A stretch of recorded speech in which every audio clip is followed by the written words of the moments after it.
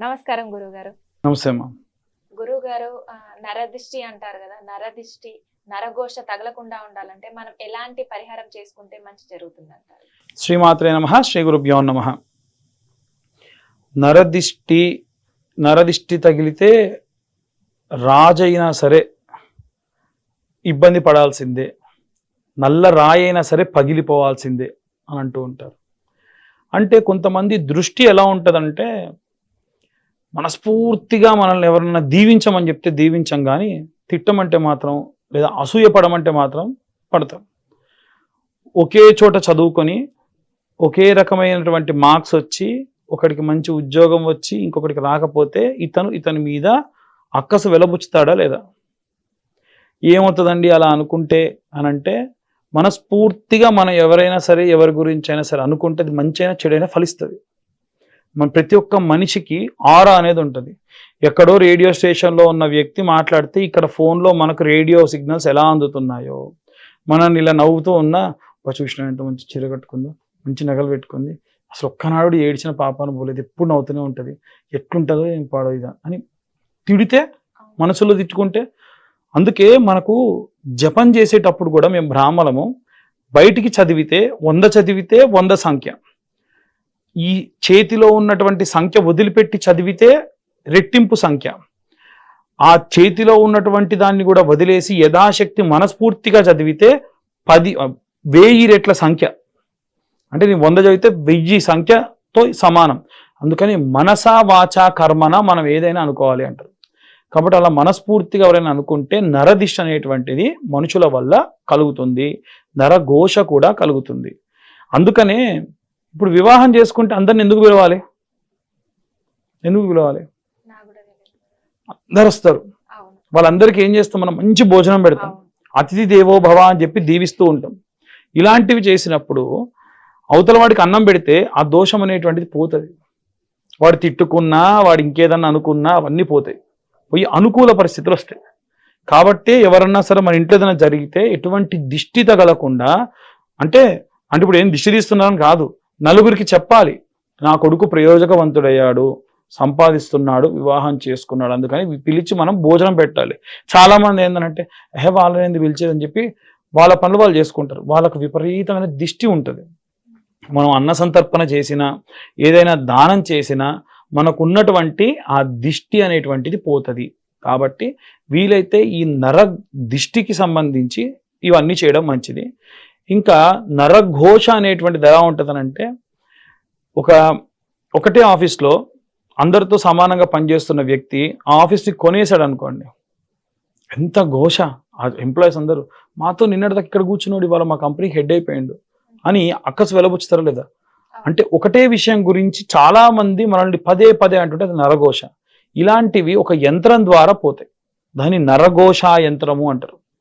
ఆ యంత్రము వీలైతే మన ఇంట్లో లేదా మన యొక్క ముఖద్వారానికి పైన పెట్టుకోవడం వల్ల ఆ యొక్క నరఘోష అనేటువంటిది పోతుంది. అలా ఎటువంటి ఇబ్బందులు లేకుండా విశేషంగా ఈ నరదిష్టి నరఘోష నుంచి బయటపడవచ్చు. దీనికి కొన్ని రకాల రెమెడీస్ ఉన్నాయి.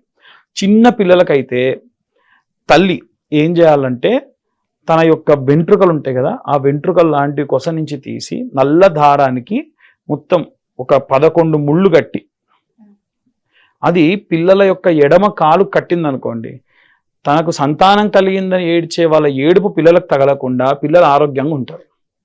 అలాగే ఎవరైనా సరే వారి యొక్క గర్భం దాల్చి ఉన్నారు, గర్భవతులు అయ్యారు, అమ్మో తను గర్భవతి అయ్యింది అన్న ఏడుపు తగలకుండా ఉండాలి అంటే ఇంత ముక్క ఎర్ర రంగు జాకెట్ ముక్క ఇంత రిబ్బెన్ లాగా తీసుకొని దాని మధ్యలో రాళ్ళ ఉప్పు వేసి ముడి కట్టి మధ్యలోకి ఎడమ కాలు కట్టాలి.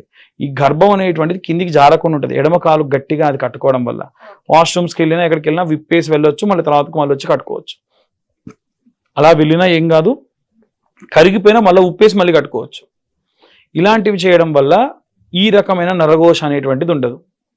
వ్యాపారం ప్రారంభించే చోట విపరీతమైన నరఘోష ఉంటుంది. వాళ్ళు ఏం చేయాలంటే తెల్ల ఆవాలు, ఆవు నెయ్యి, సాంబ్రాణి పొడి, గడ్డలుగా ఉన్న సాంబ్రాణి పొడి చేసి మూడింటిని కలిపి ప్రతి గురువారము శుక్రవారం సాయంత్రం పూట ఇలా నుదురు దగ్గర ఆ పదార్థాన్ని తీసుకొని వేయడం వల్ల విశేషంగా వ్యాపార నరదృష్టి అనేటువంటిది పోతుంది.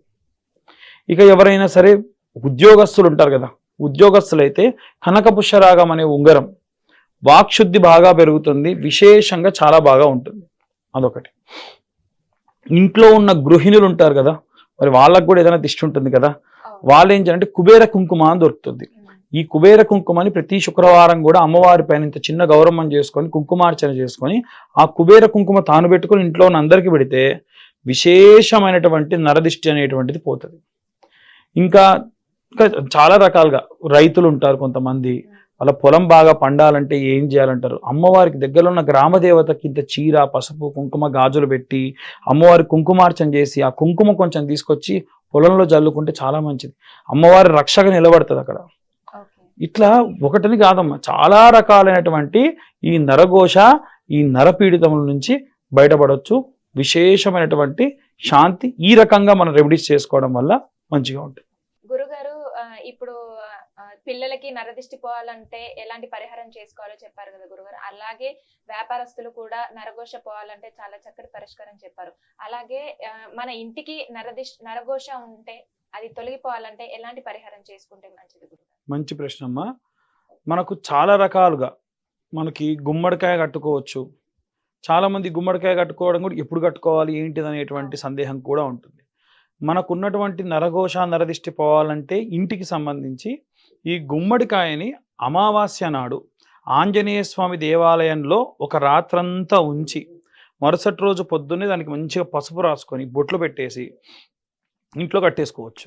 దాని వలన ఉన్నటువంటి నరఘోష, నరపీడితములు పోతాయి. ఒకటి, మన ఇంట్లో ఎప్పుడన్నా సరే ఏదన్నా, ఇందాక మనం అంతకు ముందు ఒక వీడియోలో చెప్పుకున్న విధంగా పూర్ణ కుంభం పెడతాం కొబ్బరికాయకు అని చెప్పారు. అంటే కలశం పెట్టి దానిపైన కొబ్బరికాయ పెట్టి జాకెట్ ముక్క పెడతారు కదా. మరి పూజ అయిన తర్వాతకి దాన్ని ఏం చేస్తారనంటే ఇలా ఉన్నటువంటి కొబ్బరికాయని జాకెట్ వస్త్రంలో పెట్టి చుట్టి దాంట్లో ఇంకా పసుపు, కుంకుమ, అలాగే వీలైతే నవధాన్యములు కూడా వేసి మూట కట్టి, మనం ఇప్పుడు ఏం చెప్పుకున్నాం అంటే గుమ్మడికాయని ఇంటిని బయట కడతాం ఉట్టిలో, మరి అదే కొబ్బరికాయని ఇంటి లోపల కడతారు. అది కూడా ద్వారం పైనే, అంటే ఇంట్లో నుంచి బయటికి వెళ్ళేటప్పుడు మనకు కనిపించే విధంగా కడతారు. అంటే ఇంట్లోకి వచ్చిన వాళ్ళ అబ్బాయి ఇల్లు బాగుంది, ఓ వీళ్ళు చాలా బాగా చేస్తున్నారు అనేటువంటిది ఏవైనా ఉంటే అవన్నీ దాన్ని చూడడం వల్ల ఆ నరదిష్టి అనేటువంటిది పోతుంది. ఇంకొక విశేషంగా నరదిష్టి పోవాలి అని అంటే పట్టిక దొరుకుతుంది మనకి. ఇవాళ రేపు పట్టిక దొరకడం ఇబ్బంది అయింది. ఎందుకంటే ఈ ఆల్కహాల్ తయారు చేయడానికి కొంతమంది అనఫిషియల్గా వాడుతున్నారని దొరకట్లేదు. కానీ ఎంత పెద్దది వీత అంత పెద్ద సంఖ్యలో గాజు పాత్రలు చాలామంది తీసుకెళ్ళి డైరెక్ట్ పెట్టేస్తారు. గాజు పాత్రలో ఉప్పు పోసి పెట్టాలి. దాని వలన కూడా అది కూడా మన ఇంట్లో లేదా మన వ్యాపార స్థలంలో ఎదురుగ్గా కనిపించే చోట ఒకటి గళ్ళ ఉప్పు చాలా నెగిటివ్ ఎనర్జీ తీసుకుంటుంది. ఈ యొక్క పటిక పెట్టడం వల్ల కూడా అది ఇంకా విశేషంగా తీసుకుంటుంది. దీని వలన కూడా విపరీతమైనటువంటి నెగిటివ్ ఎనర్జీ, నరదిష్టి అనేటువంటిది పోతాయి. చాలామంది చేసేటువంటి ఈ గుమ్మడికాయ కట్టేటప్పుడు ఒక పెద్ద తప్పు ఏమిటంటే మాకు ఫోన్ చేసి చెప్తూ ఉంటారు, పంతులు గారు మా యొక్క గుమ్మడికాయ అనేటువంటిది కుళ్ళిపోయింది అని అంటారు. నిజంగా గనక ఫ్రెష్ ఉట్టిలో మనం ఫ్రెష్ గుమ్మడికాయ పైన ముంచ అంటారు పైన, అది ఉండంగా కడితే అది గనక పోయింది అనుకోండి, అది నిజంగా నరదిష్టే. ఆ దిష్టి వల్ల అది మొత్తం అంతా కరిగిపోయిందని. అలా కాకుండా చాలామంది ఏం చేస్తారంటే పాత ఉట్టిలోనే పెడతారు. ఎట్టి పరిస్థితులు అలా చేయొద్దు. ఎందుకంటే ఆల్రెడీ ఖరాబ్ అయిపోయిన గుమ్మడికాయ రసం అనేటువంటిది ఆ పాత దానికి అంటుకొని ఉంటుంది. ఇప్పుడు మీరు కొత్తది పెడితే మళ్ళీ తొందరగా ఖరాబ్ అవుతుంది. కాబట్టి ఎప్పుడు గుమ్మడికాయ కట్టినా కొత్త ఉట్టిలోనే కట్టే ప్రయత్నం చేయండి. పాతకాలంలో అయితే తాడుతో వాళ్ళే ఉట్టి చేసుకొని కట్టేవాళ్ళు. ఇవాళ రేపు కవర్లని అవని ఇవన్నీ ఏవో చేస్తున్నారు. సరే, అదమన్లో అదన్న చేస్తున్నారు, సంతోషం. అలా పెట్టుకోవడం వల్ల ఈ గుమ్మడికాయ అనేటువంటి తొందరగా కుళ్ళిపోకుండా కూడా ఉంటుంది. అలాగే అలోవెరా కూడా పెట్టుకుంటారు కదా గురుగారు. అలోవెరా కాదు, అలోవెరా కంటే కూడా ఎలా క్యాక్టస్ అంటారు. మనకు శని సింగపూర్ వెళ్తే ముళ్ళులతో ఉన్నటువంటి ఒక కొమ్మని ఇస్తారు, గుర్రపు డెక్కల్ని ఇస్తారు. అంటే ఇప్పుడు ఒక మనిషిని చూడగానే బాగా తయారయ్యాడు అనుకోండి, ఇంకా చూడబుద్ధి అవుద్ది. అదే ఒక మనిషి అందవికారంగా ఉన్నాడు అనుకోండి, ఎక్కువసేపు చూస్తామా? కాబట్టి ముఖద్వారాన్ని, అంటే నార్త్ ఇండియా సైడ్ వాళ్ళు నమ్మేటువంటి సిద్ధాంతం, ఎంత వికారంగా కనిపిస్తే అంత తక్కువ చూస్తారు, నరదిష్టి తక్కువ వస్తుంది అని వాళ్ళ యొక్క ఉద్దేశం. వారి నమ్మకాన్ని బట్టి పెట్టుకోవచ్చు, తప్పేం లేదు. ఓకే గురుగారు, చాలా చక్కటి వివరణ ఇచ్చారు. ధన్యవాదాలు. ధన్యవాదాలు.